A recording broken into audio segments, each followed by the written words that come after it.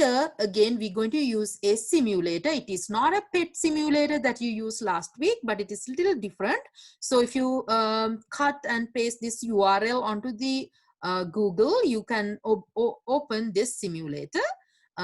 So here, I would encourage you to play with the simulator before you start the lab, so that way you can understand what's in there, and you should be able to read the simulator properly. Anyway, so here there's a focus point that you can move it around. So if you want to change the focal length of the lens, you can move this position.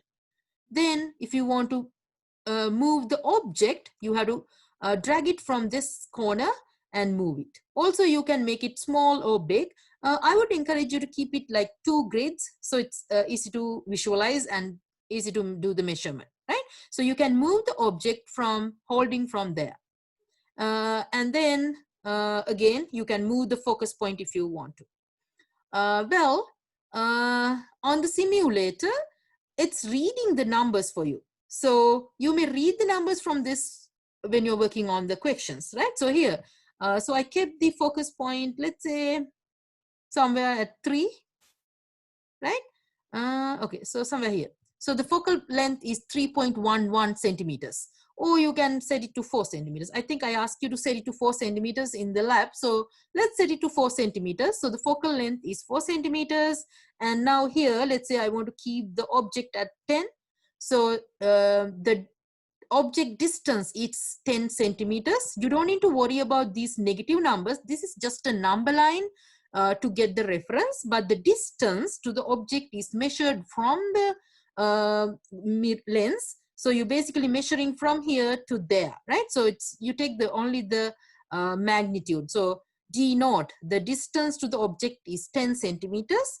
And the distance to the image is given over here as well. Anyway, you can read it from the picture as well. So here, the distance to the image, here's the image. So the image distance, it's again measured from the center of the lens to the image, right? So it's about 6.67 centimeters. The magnification is already calculated for you, but don't take this number. You're going to do the calculation by yourself. Right? So again, so you can move the object, or you can change the focus by just dragging it from this blue color dot. And one more thing, when you're working on the simulator, make sure to have it in full screen. So the scale will stay the same. I mean, for the it will stay in the continuous format, like having the centimeters in the scale. All right, then in the second part of the experiment, it's asking you to, all right, so in the part 1, again, you have to use the magnification equation and the mirror lens equation to calculate some unknown numbers. And also you have to calculate the percent error. So the equation is given, you may do that. On this table, here, the distance from the lens. So basically you're going to change the distance to object distance to 12, 8, 4, and 2, and then you're going to measure the image distance, and then you're going to calculate the focal length. Now you would say, oh, why should we calculate it? Because we already know it is 4 centimeters. Yes, that's going to be our theoretical value, but this is going to be our experimental value, because we're going to use the known distances to calculate the focal length. And then you need to calculate the magnification. So again, don't use the value that given by the simulator, but do your calculation by using the distances. And then you're going to characterize the image. Is it a real one or a virtual one, or is it upright or inverted, right? So for an example, this one, where the object is at 10 centimeters, the image is real, right? Because the real light rays are making the image, and then it is a inverted one, right? So it is inverted.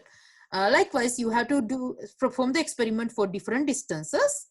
And then part 2 of the experiment, we're going to use a concave lens, where you can use the same simulator, and you need to make this lens as a concave lens. So in order to make that, you move this focus point to the other side of the number line. See, now it's converted to a concave lens, right? Earlier, it was a convex lens. Now it is a concave lens. Now you're going to make the focal length as -4 centimeters. So you keep it there. See, the focal length is -4, right? And you're going to do the same experiment as you've done in part 1 for concave, convex lens. You do the same thing with the concave lens, and the calculation and the table going to be exactly same as the table 1, and the questions were there. So you should be able to finish this lab easily. Anyway, if you